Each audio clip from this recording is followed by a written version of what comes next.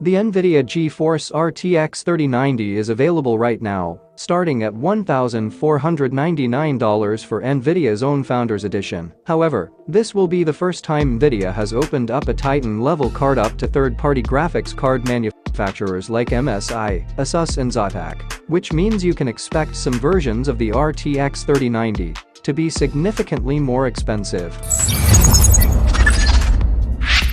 Compared to the Nvidia Titan RTX, it's a massive price cut, where that card cost an outrageous $2,499 for similar, albeit last generation, specs. However, the card in our Nvidia GeForce RTX 2080 Ti review launched at $1,199, which isn't that much cheaper than the RTX 3090.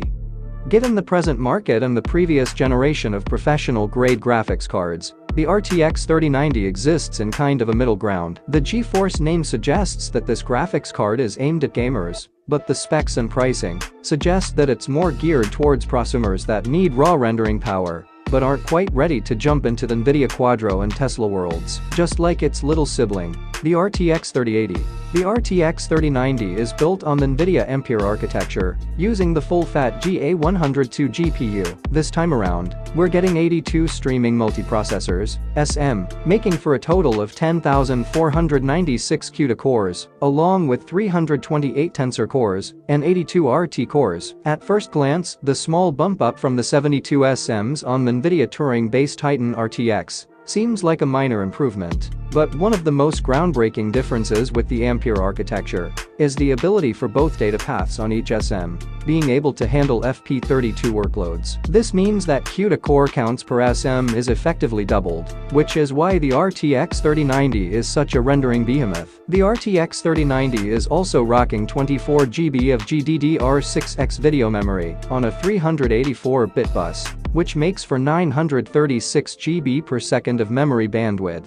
That's nearly a terabyte of data every second. Combined with the comparatively low cost, at least compared to the Titan RTX, the RTX 3090 is a straight-up bargain. As we mentioned in our RTX 3080 review, both the tensor cores and RT cores that Nvidia has made such a huge deal of these past couple graphics card generations see big improvements too. Namely, throughput of RT cores has doubled, with the second generation ones present on RTX 3000 series cards.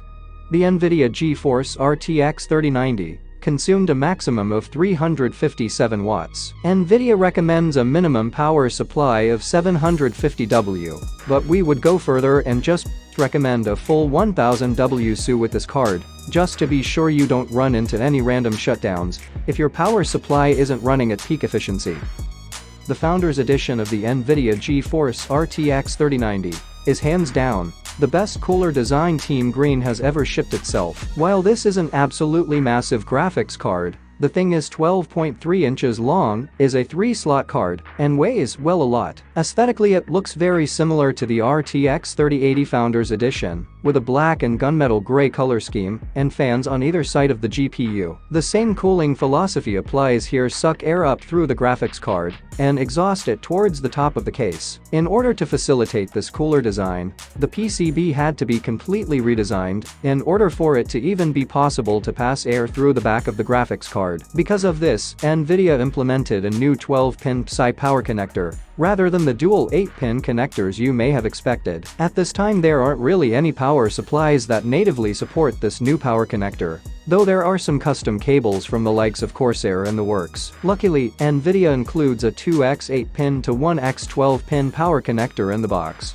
so it's not something you have to worry about right now. However, third-party graphics card manufacturers are using the same 8-pin power connector as always, so you can always just go with one of those if you need to. Because this is a large triple-slot card, you're going to want to double-check to make sure your case can actually support it. Some people with trendy micro ATX and mini ITX cards will sadly be out of luck.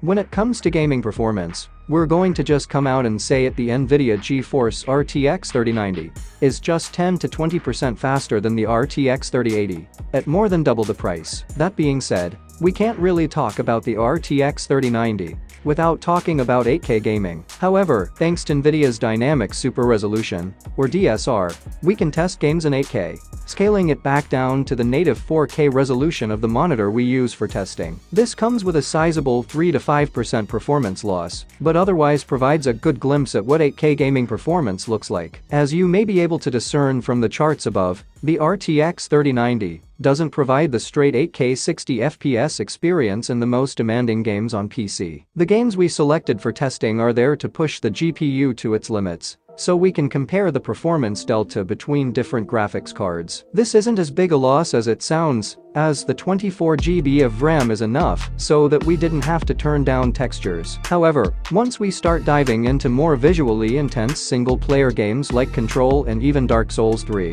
we typically see frame rates in the 40s, which is definitely still playable performance. So, while we probably wouldn't advise people start playing games in 8K yet, this is definitely the first graphics card we've ever tested that provides actual playable gamma play at this resolution, similar to how the Nvidia GeForce GTX 980 Ti and the Titan X broke into 4K gaming back in 2015. For 8K gaming, the Nvidia GeForce RTX 3090 is early adopter tech in every single way. You have to take into consideration that this is the first graphics card that can provide playable frame rates at this high resolution, so expecting silky smooth gamma play in every game is kind of a pipe dream. Ditto with Metro Exodus and Control, which were both games that made us constantly conscious about the limits of 4K gaming. With the RTX 2080 Ti, just a few months before the RTX 3090 launched, but now run like an absolute dream, with all the eye candy enabled. Yes, the RTX 3090 only provides a 15% improvement over the RTX 3080.